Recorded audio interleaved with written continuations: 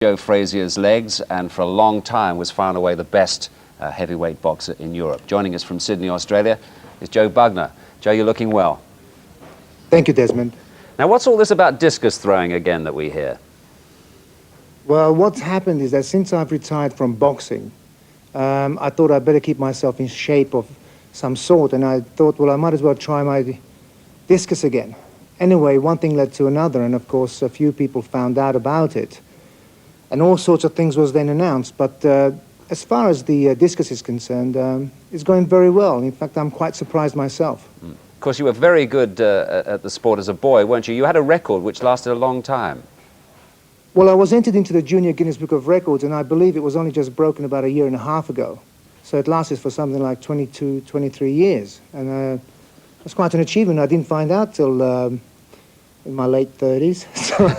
So to hold a record for that long and not know about it, the British Athletics Association really kept it a secret. Yes, indeed. How far are you throwing it now compared to then? Well, I'm throwing the 2 kilo, obviously, being, of course, an adult. I'm throwing it at between 50 and 55 meters.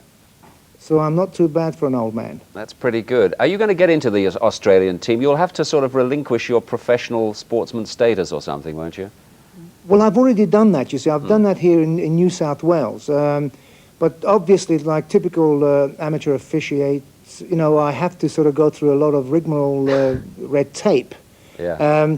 And apparently what I found out just today is that I'll have to most probably apply to England to get myself totally written off as far as a professional is concerned, which I find a little bit difficult to understand, because once you retire from a boxing career or whatever professional career you're in, I automatically thought you were finished with it. But apparently I'll have to write a letter of resignation from the professional ranks and then go on into the amateur, if they accept me. And I'm hoping, with it being totally different from boxing, they'll accept me. As you say, plenty of red tape. But how far away are you, do you think, from getting into the... You'd be in the Australian team we're talking about, aren't you? Well, I'd like to represent Australia, obviously, maybe not in the Commonwealth Games now because it's far too short a time, but certainly, if it would be possible, Barcelona. Really? I mean, the Olympics? Well, I think, although I'm only 39, I think in the next 2.5 years I can get myself physically and mentally prepared to throw somewhere between 60 and 65 meters, which I believe is pretty close to the Olympic record. Sure, it's up there, certainly. High 60s, I think. Well, I think a man called Al Erter won the Olympic title many years ago when he was around about 40 for the 4th time, so what's to stop you? Well, actually 46. Was he? He was 46. Thank you very much, Joe. I've got a few years to go. Please, don't mention it. Tell us about the boxing now. You're completely finished with it in every way, are you? Are you training people or what? No, I have to be honest with you, Desmond. It was a necessity for me to do boxing. And as far as I'm concerned, it's not a sport that obviously I would advise my children to do. In fact, if anything, I would advise them to stay away from it altogether, because boxing's a sport that can be very dangerous and very demanding in certain areas. And 90% of the time it's physical strain and mental strain. So unless you're under the care of a very good trainer and manager, I think you could be in a lot of problems. You've heard about this boy, Rod Douglas, who suffered a severe injury this week. Do you have any thoughts on that? Well, I honestly think that the officials now are becoming very lax again, because I think they're looking at the bank accounts and the bankroll that comes through from the arenas.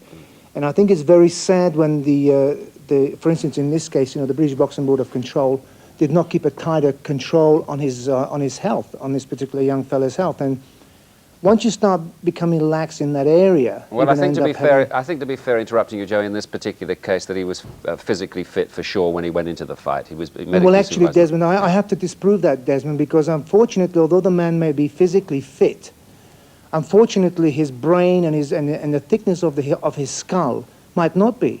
Now, if the guy didn't have a brain scan, like I had to go through several when I went back to England in 1982 and so on, I mean, the poor fellow may have had a problem that had been there since he was a young man, or even when he was a child. Well, we wish you well, sir. There's a story here. There's a story here, Joe, that your son, Joe Jr., who of course lives in Britain still, is thinking of a heavyweight boxing career. What do you feel about that? Well, I'm very upset because the young man is very talented and I think he could have done something else totally. And not only am I upset about the whole thing, is that I found out that Andy Smith is actually training him. Your old and I would manager. have given, yeah, and I think it would have been much nicer for Andy Smith to have steered Joseph to another career, because I think he was talented into going into tennis, or he could have gone into football. I mean, you know, the world was at his feet, and he decided to take after his father, and he'll get a lot of criticism from that, and because people are not going to let up. They say, oh, well, that's Joe Bugner's son. Look what he's trying to do, follow his father in his footsteps, and it's just not going to work. It sounds to me as though you regret the boxing years a bit, Joe.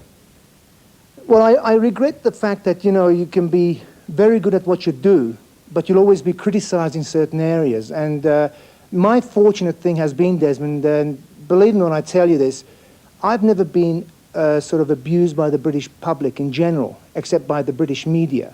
And once you're criticized for something, you obviously start resenting certain areas as far as the media is concerned.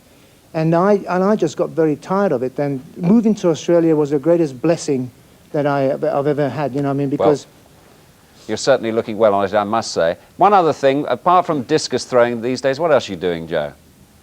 well, fortunately, I've now started a brand new career again as far as earning money.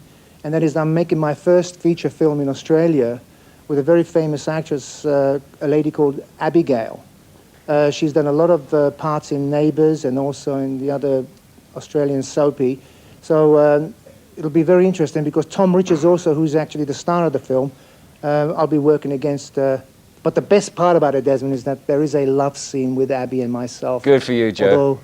Although, thank you very much. I hope Marlene's not listening to that, or is she? She's there with you, I think. Desmond, Yeah. just to my left, you'll see her. She can't hear you, but I'm sure she'd love to say hello to you. She's looking wonderfully well. Right, well, thank you very much, Marlene, and thank you very much, Joe. Good luck with the discus throwing, the acting, and everything else. Desmond, can I just say one quickly? I want to say hello to my grandchildren, little Holly and Katie, and tell them I'm looking forward to seeing them next year. I'm sure they've got that message. Thanks, Joe. Desmond.